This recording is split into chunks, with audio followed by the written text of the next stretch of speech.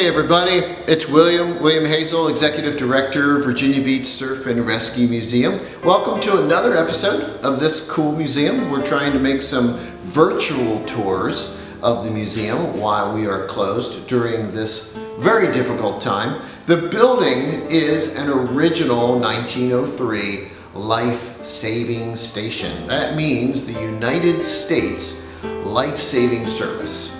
Now that life-saving service starts to take shape in the 1840s, and a major appropriation happened from the federal government in 1871 that began to fund the building of these little life-saving stations all along our coast. Now that appropriation from 71 leads to the Virginia's Coast first station in 1874, a little life-saving station that was right up at Cape Henry. We like the old photograph of the first station that was built right here at our ocean front, and that was the SeaTac life-saving station, and that was in 1878. This particular picture is from 1880. So why the United States Life-Saving Service? Why does this happen? It happens because of the blow that was happening to the American economy by shipwrecks. Think of sailing ships back in the day, up and down the coast, along all the barrier islands that was certainly along the East Coast. And those ships would often, in even minor storms, run aground on the sandbars. So as the American economy is trying to grow right in the heart of the Industrial Revolution, 1871, life-saving service is created right in the heart of the Industrial Revolution. America is trying to grow its economy. And a big part of that growth is moving cargo on ships. And a big problem was the shipwrecks. And a big feature of our main gallery is our shipwreck map. And it certainly does not document all of the shipwrecks that occurred, but it gives us a really kind of eye-opening picture of how many shipwrecks there were through the late 18th and all the way through the 19th century, and even in the early days of steam in the 20th century. So the majority of the vessels represented on the shipwreck map are cargo ships, ships carrying goods. The wreck report here, this is actually the handwritten log that we show in the museum from the Cape Henry station. It's dated 1892.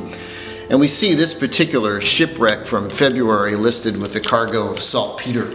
That was a type of potassium nitrate. You're in the late 19th century, and most likely that vessel was headed towards one of the gunpowder factories along the coast, potassium nitrate being a main ingredient of gunpowder.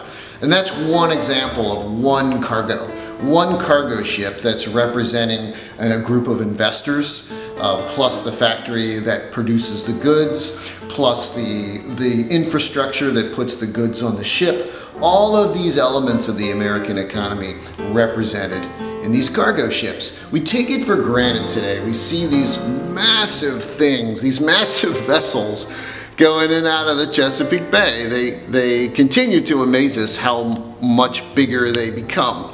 Back in the day, the vessel, of course, was under sail and maybe about 200 feet long. But the value of that ship back in the day was more than $1 million in today's figures. And that represented, in its time, a huge investment.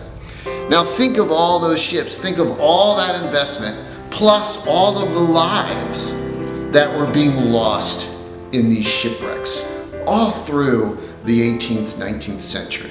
And it holds the American economy back.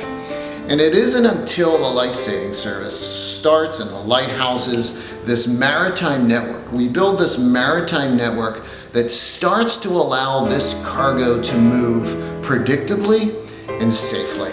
Because now, with these stations all along the coast, a ship is never that far from help. A crew can get rescued, and the cargo and the vessel can be recovered. And today, the Chesapeake Bay represents a huge part of the American economy. And part of that growth, part of that success, part of America becoming a superpower is because of its ability to move cargo on ships.